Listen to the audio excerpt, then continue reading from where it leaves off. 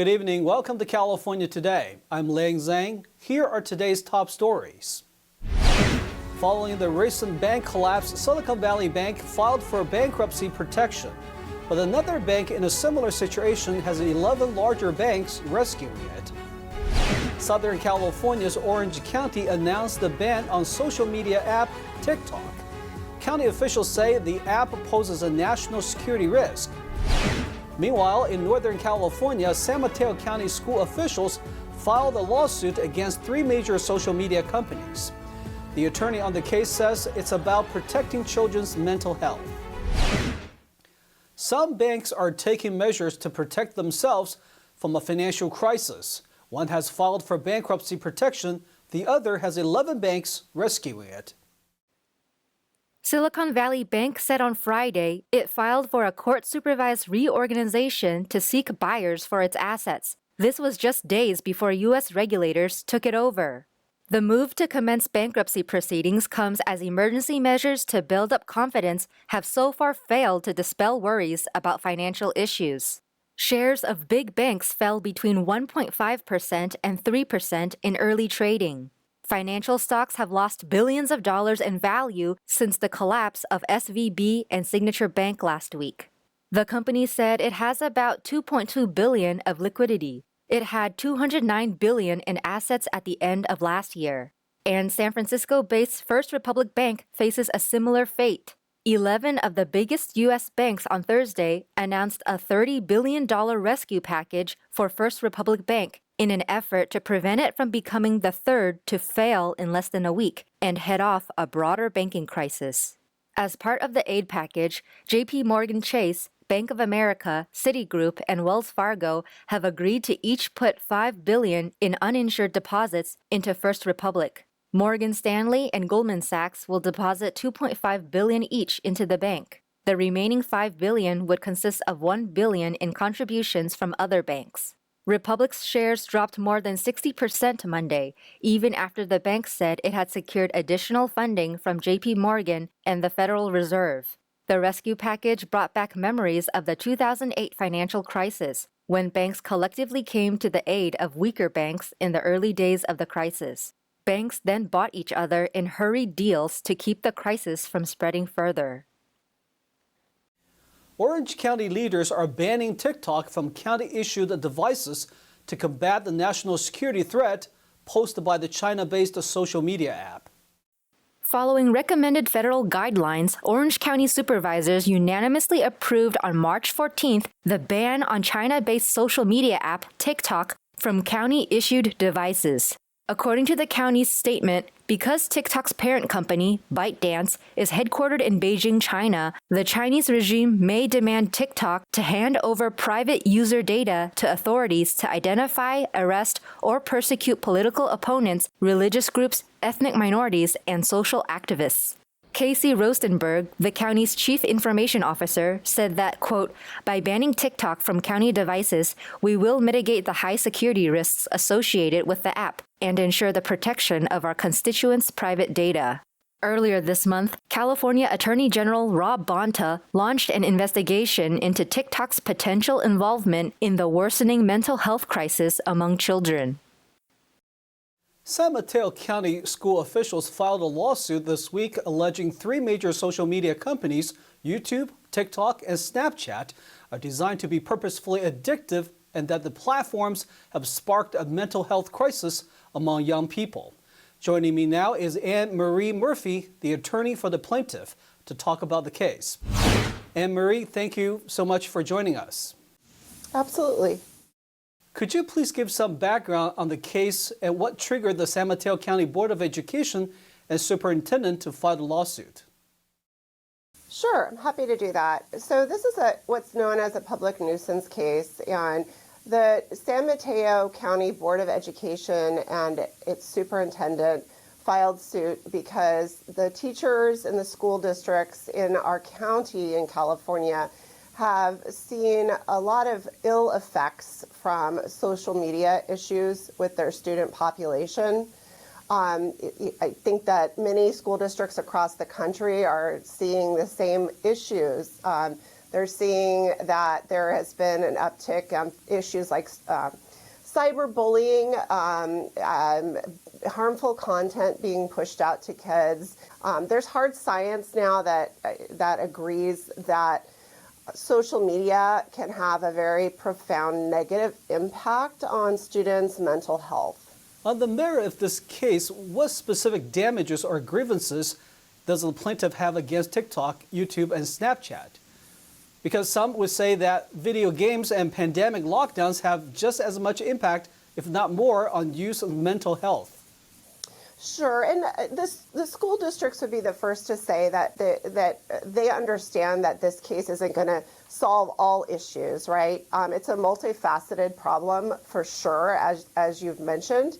The school districts are seeking a few things. They are, like most litigation, they're seeking recovery of money to reimburse the school districts for the harm that they are seeing, including additional costs of mental health counseling and student support, time that the schools are needing to spend on social media related issues like education for the parents, education for the schools, the student population about social media issues and social media safety. As outlined in our complaint in San Mateo County, California, there's also been some actual damage to property related to something called the Devious Lick Challenge on TikTok that affected a lot of schools across the country at the beginning of the school year. And the gist of this was that the challenge encouraged kids to go out and vandalize and graffiti property, and that happened at one of our local high schools called Aragon High School in San Mateo County. TikTok came out and said they has features designed to protect young people, including parental controls and age restrictions that limit messaging and live streams, among other things. In addition to monetary recovery, what kind of legislation or social media policy changes are you hoping to bring about? Yeah, well, that's a good point, because in addition to seeking a monetary recovery, the intent of the suit is to shine a light on what the issues are and hopefully get some changes to be made at the companies, because not enough is being done. We have really the first generation of children, including my own children, that are growing up with social media, and it's been a little bit of, I'd call it the Wild West. Again, the schools know that they aren't going to solve all of the problems with their part of the litigation, but we do want to see changes. I looked into it a little more. It seems that the same companies named in the lawsuit, along with Facebook and parent company Meta, face a similar lawsuit in Seattle. And on Tuesday, Bucks County in Pennsylvania also filed a lawsuit. Is this all part of a national campaign to hold social media companies like TikTok and Snapchat to be more socially responsible? Well, I believe there's been several cases, including additional cases filed this week. I do expect that there's going to be many more school districts that are joining beside San Mateo County and the Seattle school districts, and you're gonna see similar lawsuits. For instance, in the Juul e-cigarette litigation, there were many hundreds of school districts that were involved in that public nuisance suit. So we're just seeing the very, I think, tip of school district filings, just with our case, the Seattle case, and then some others that have been filed this week. And we're not coordinated at the current time. I would say that we're clearly all rowing in the same direction. And are trying to address the same problems that different schools around the country are seeing. Thank you so much, Anne-Marie. Thank you so much for your time. Of course. Yeah, thank you. We are going to take a short break, but here's a look at what we got for you when we come back. The governor announced the plans to transform an infamous state prison into a rehabilitation center. The decision is part of his plan to reduce the state's inmate population. break in the storms has given locals time to assess the damages. Residents in a small town by a river say they're nervously watching the water levels rise. And the mansions filmed in the Princess Diaries is for sale for nearly $9 million. The 100-year-old San Francisco villa overlooks the skyline. That and more on California Today.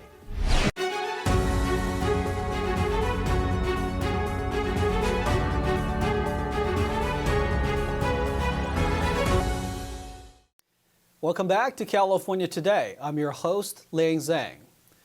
The infamous state prison in the San Francisco Bay that has been home to the largest death row population in the United States will be transformed into a rehabilitation center. The governor says it's part of his plan to reduce the number of prisoners in the Golden State. Governor Gavin Newsom announced on Friday San Quentin State Prison will be renamed the San Quentin Rehabilitation Center. It will be turned into a place where less dangerous prisoners will receive education, training, and rehabilitation. The over 500 inmates serving prison sentences there will be transferred elsewhere in the California prison system. The prison also houses some 2,000 other inmates on lesser sentences.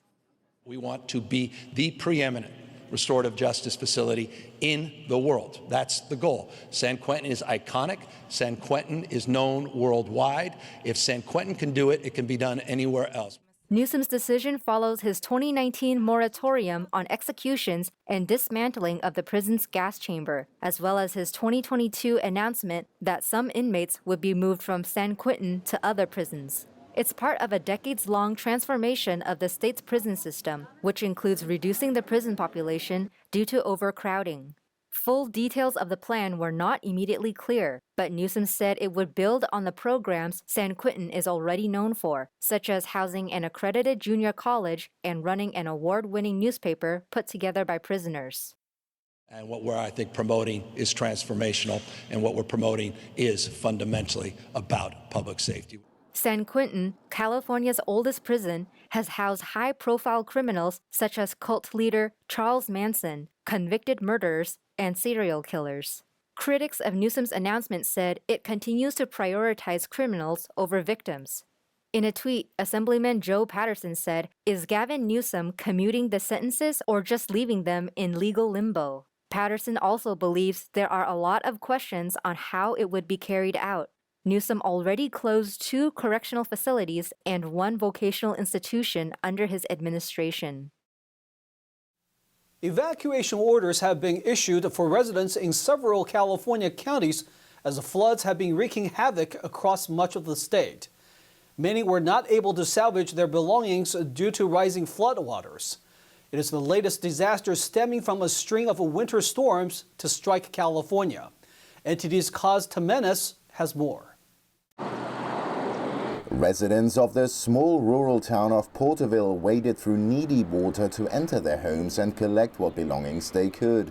Water levels are quickly rising at Lake Success. The raging waters have driven piles of trash and debris down the river's path. Essentially what you see here is staff is staged up with the high flows at the bridge deck, maintaining any debris that collects and removing it, preventing the water to back up into the channel.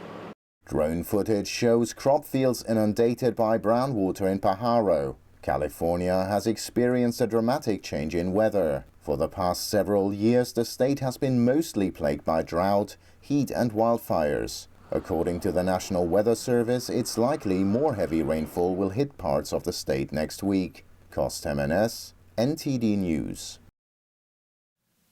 A break from the consecutive storms has allowed residents and crews to address the damages and prepare for more rain. In one small city, residents who live along a river are nervous about the rising water levels.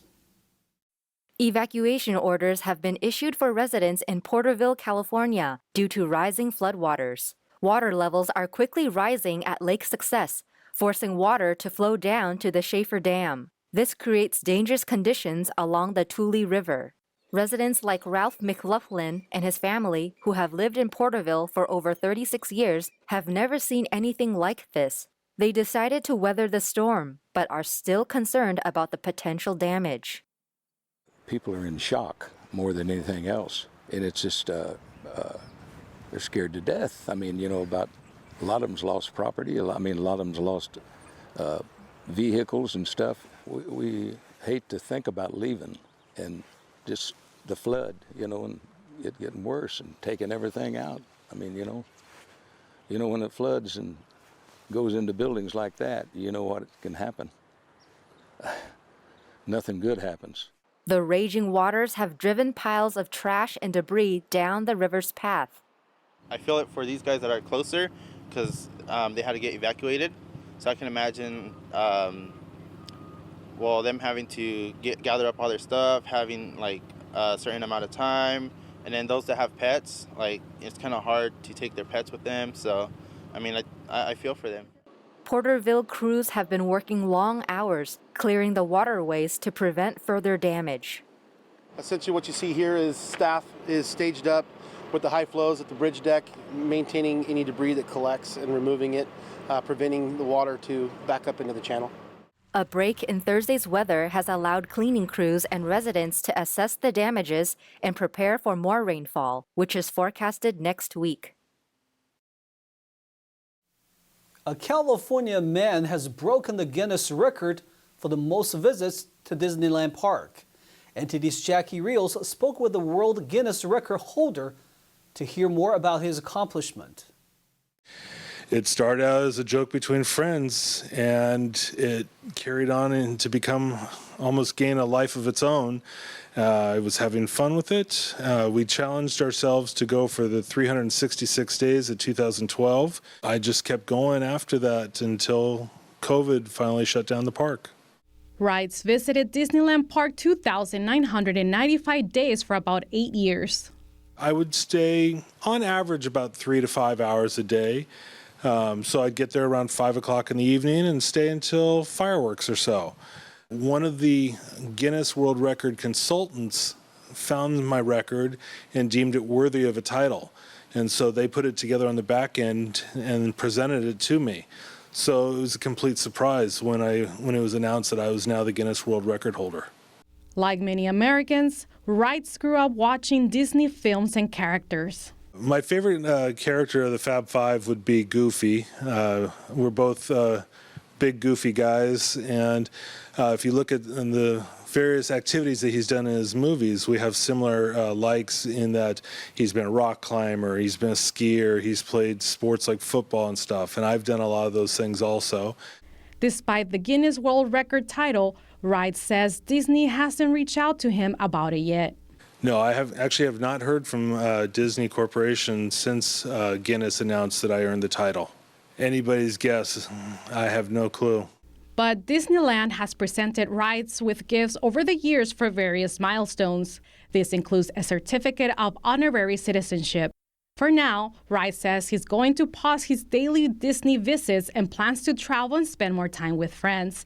Jackie Rios, NTD News, California. A San Francisco mansion where a popular 2001 Disney movie was filmed is up for grabs at nearly $9 million. It boasts spectacular views of the city and is located near highly rated schools. The mansion on 2601 Lion Street in San Francisco is listed for $8.9 million. The house was where the fictional Grove High School in the Princess Diaries was filmed. Built in 1923, the neoclassical Mediterranean mansion is now 100 years old. The nearly 4,600 square foot home is 4 stories tall and has 4 bedrooms and 3.5 bathrooms. According to the listing on Compass Real Estate, it has been lovingly maintained and improved by its current owners, who have endeavored to achieve a harmonious balance between the home's original architectural detail and the comfort and convenience of modern amenities. An elementary, middle, and high school are all located about a mile from the residence. It was last sold in June 2009 for about $6.4 million. Cron 4 News reports that the previous owner was former San Francisco Giants owner Bob Lorry. The villa sits on the eastern edge of the Presidio, overlooking the bay and city views. It is also a 15-minute walk from the Palace of Fine Arts. Now let's check in with NTD's Carlos Reyes for today's Sports Roundup.